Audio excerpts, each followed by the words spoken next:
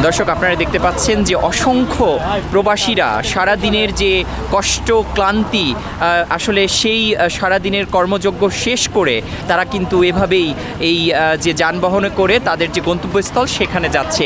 এভাবেই কিন্তু পরিশ্রম এবং কষ্টের মাধ্যমে দেশের অর্থনীতিকে তারা আসলে ত্বরান্বিত করছেন।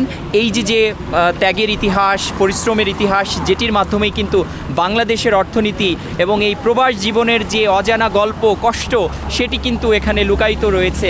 এবং আপনারা নিশ্চয়ই দেখতে পাচ্ছেন যে অসংখ্য প্রবাসী তারা কিন্তু সারা দিন এভাবে কষ্ট করে তাদের যে মাথার ঘাম পায়ে ফেলেই কিন্তু দেশের অর্থনীতি, অর্থাৎ রেমিটেন্স যেটাকে আমরা বলি, সেই প্রবাসী আয়ের মাধ্যমেই কিন্তু দেশের যে মূল চালিকা শক্তি, অর্থনীতির শক্তি কিন্তু পরিচালিত হয়।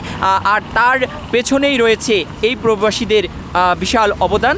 এবং এই প্রবাস জীবন থেকে প্রবাসীদের কথা তুলে ধরতে কালের কণ্ঠের সাথে আজকে আপনারা যুক্ত আছেন।